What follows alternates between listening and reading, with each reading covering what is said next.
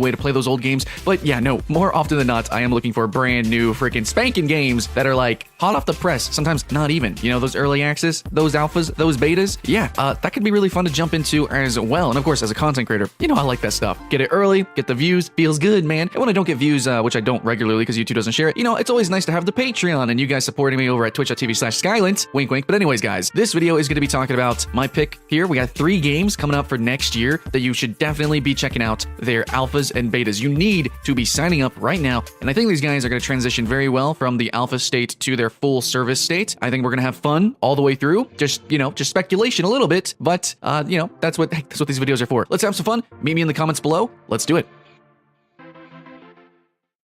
Alright guys, the first game I want to talk about is Conqueror's Blade, but there's kind of a disclaimer I gotta throw out here first before we talk about the mechanics. See, the reason why I'm making this list is basically going to be 3, hopefully free-to-play games that transition very well. You know, you just sign up for the alpha, the beta, you get to play consistently, not that many resets, and it's all smooth sailing, you know, so you can have fun now until then. But Conqueror's Blade is a little bit weird and different because it's actually going to have multiple tests that are very time-specific, like only certain weekends, only certain regions, only doing certain things, and there's lots of resets, and you might have to sign up multiple times, and that's going to be just a little bit strange. So that's why I'm not putting a lot of games like Anthem or Division 2 or things like that, because that's just like a limited, you know, little demo. It's not like you get to actually play the game early. Conqueror's Blade, you will get to play the game early, but it's just, you know, it's in a gray area. So that's why it's only number 3. It's here at the bottom of the list. But it's a pretty cool game. Interesting, I think. I did actually get to play it a little bit. It was a little clunky. They're kind of working out. But basically, this game is very similar to Tiger Knight General, if you guys got to play that. If not, check out my first look. It's going to be similar. I will be doing a video on Conqueror's Blade very soon, but if I had to kind of translate it, it's like kind of For Honor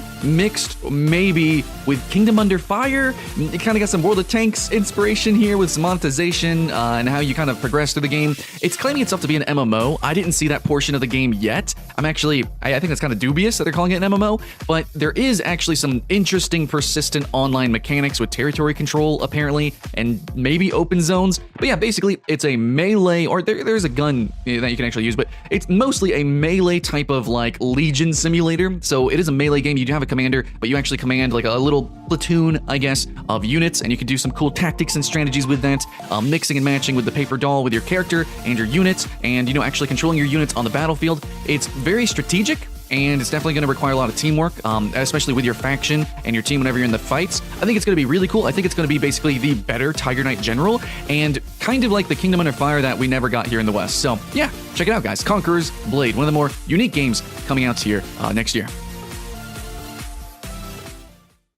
Alright, so next up we've got Torchlight Frontiers.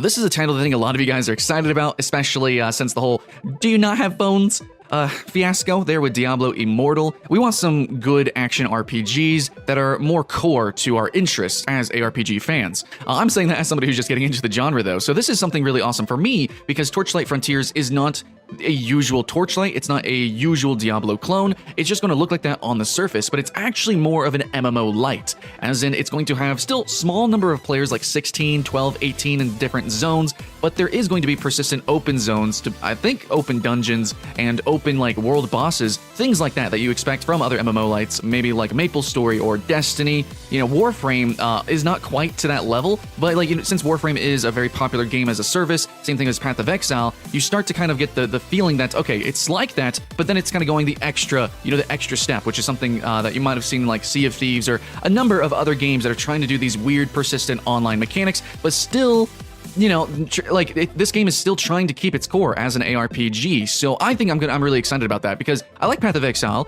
but I kind of want a little bit more. I like Diablo, just need a little bit more.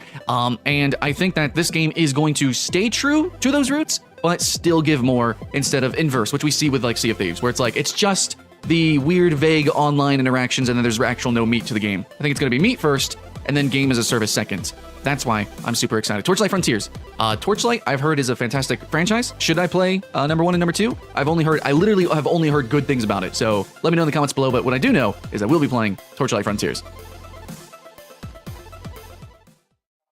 And finally, the game that you absolutely must sign up for, and I don't care what your interests are. I know so far we've thrown out 2 niche games, but I'm telling you, Spellbreak is going to be the game that everybody should play once in their lives.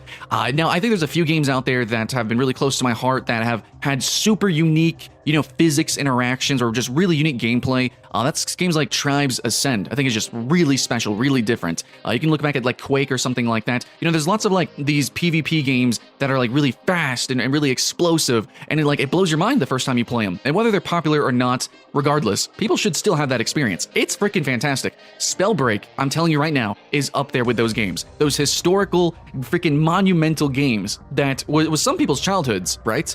Spellbreak is one of those games. This is going to be a PC game. There's no news if it's going to be a console game, but everyone keeps asking. I think it could work.